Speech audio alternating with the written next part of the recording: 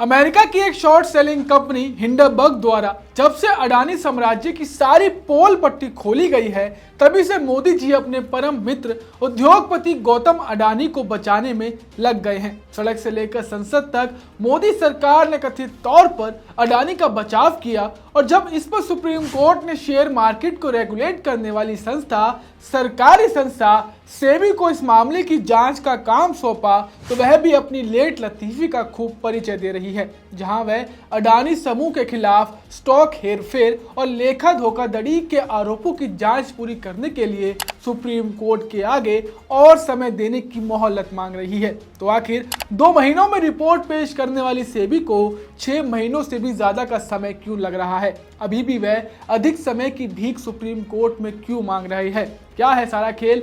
चलिए आपको डिटेल में बताते हैं। नमस्ते, मेरा नाम सुमित है और आप देश नीति देख रहे हैं।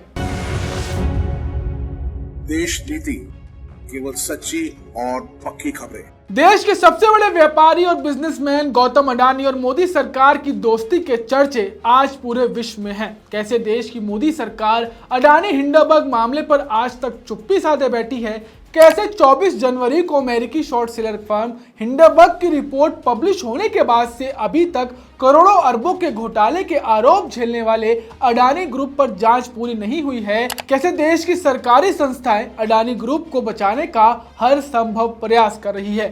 अब हम ऐसा इसलिए कह रहे हैं क्योंकि सुप्रीम कोर्ट के अंदर 14 अगस्त तक अडानी हिंडरबर्ग मामले पर अपनी रिपोर्ट पेश करने वाली सरकारी संस्था securities and exchange board of India यानी कि सेबी हिंडरबर्ग रिपोर्ट में अडानी समूह के खिलाफ स्टॉक मैनिपुलेशन से लेकर धोखाधड़ी के आरोपों की जांच पूरी करने के लिए अब 15 दिन का और अतिरिक्त समय मांग रही है।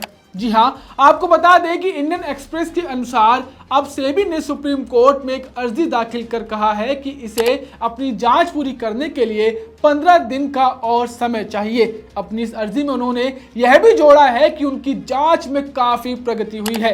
सेबी ने अपनी अर्जी में कहा है कि जांच में उल्लेखनीय प्रगति हुई है, लेकिन कुछ ट्रांजैक्शन की जांच लंबित होने के कारण अंतिम रिपोर्ट जमा करने के लिए उसने सुप्रीम कोर्ट से और 15 दिन का अतिरिक्त समय देने का आग्रह किया है।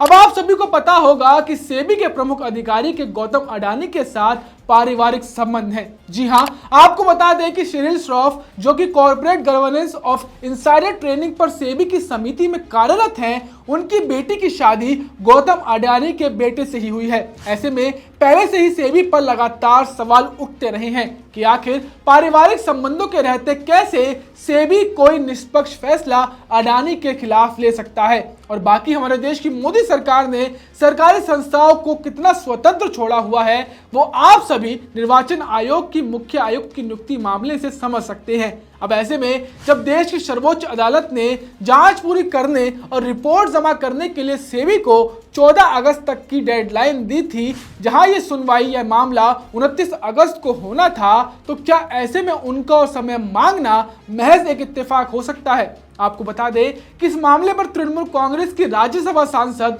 महुआ मोइत्रा लगातार सरकार पर सवाल उठाती रही हैं, जहां इस खबर के आते ही उन्होंने फिर एक बार सरकार को घेरते हुए लिखा कि लगता है कि सेबी इंडिया को उम्मीद नहीं थी कि ऑडिटर अडानी के संदिग्ध संबंधित पक्ष लेन देन को स्पष्ट रूप से उजागर करेगा।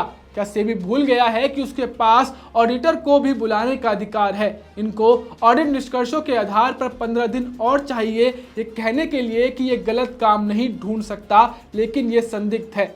यानी विपक्ष का दोस्तों साफ कहना है कि सेबी सुप्रीम कोर्ट से 15 दिन की और भीख मांगकर ये दावा कर रही है कि उसने इस मामले पर उल्लेखनीय प्रगति की है, लेकिन फैसला कहीं ना कहीं कथित तौर पर रिपोर्ट में की गई जांच अडानी मोदी जी के पक्ष में आ सकता है।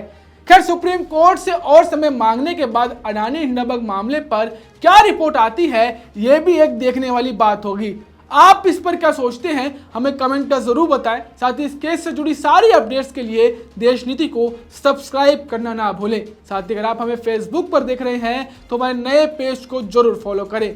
मिलते हैं आपसे अगली वीडियो में, तब तक के लिए देखते रहिए देश नीति।